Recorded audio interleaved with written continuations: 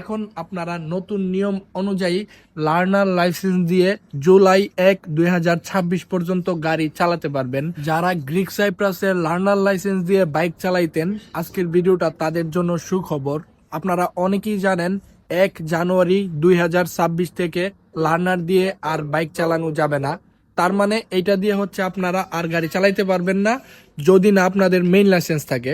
তো এখন খুব বেশি একটা আপডেট আসছে বা হচ্ছে গুরুত্বপূর্ণ একটা আপডেট আসছে, যার মাধ্যমে আপনারা লার্নার দিয়ে জুলাই 1, 2026 পর্যন্ত গাড়ি চালাতে পারবেন।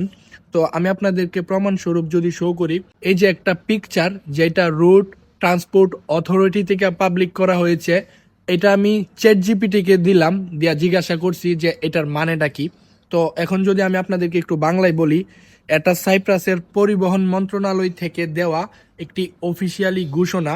আমি সহজভাবে বাংলায় অর্থ প্লাস গুরুত্বপূর্ণ পয়েন্ট আলাদা করে দিচ্ছি। এটি লার্নার ড্রাইভিং লাইসেন্স নিয়ে বিশেষ করে motor bike licence AMU-A1 category সম্পর্কিত নতুন নিয়মের ঘোষণা। আগে ঘোষণাগুলোর ধারাবাহিকতায় জানানো হচ্ছে যে 2023 ও 25 সালের সংশোধিত ড্রাইভিং লাইসেন্স আইনের ভিত্তিতে AMU-A1 লার্নার লাইসেন্সধারীদের জন্য নতুন নিয়ম কার্যকর হবে 1 জুলাই 2026 থেকে, যেটা হচ্ছে ছিল জানুয়ারির 1 তারিখ থেকে 2026-এ কার্যক্রম শুরু হওয়ার কথা। বাট এখন আপনারা নতুন নিয়ম অনুযায়ী লার্নার লাইসেন্স দিয়ে জুলাই 1, 2026 পর্যন্ত গাড়ি চালাতে পারবেন। তো এটা খুবই একটা সুখের বিষয়, সেটা আমাদের জন্য কিংবা আমার জন্য, সবার জন্য। কারণ আমরা যাদের ড্রাইভিং লার্নার লাইসেন্স আছে তারা গাড়ি চালাইতে পারবো না বলেই ধরে নিয়েছিলাম। বাট সাইপ্রাসের অথরিটি রুট ট্রান্সপোর্ট যেটা হচ্ছে আছে, ওরা পাবলিশ করছে যে আপনারা আরো 6 মাস চালাতে পারবেন। তো এখন এই 6 মাসের মধ্যে সবাই যদি মেইন লাইসেন্স করে নেই, তাহলে আপনাদের কিংবা আমাদের আর কোনো সমস্যা হবে না।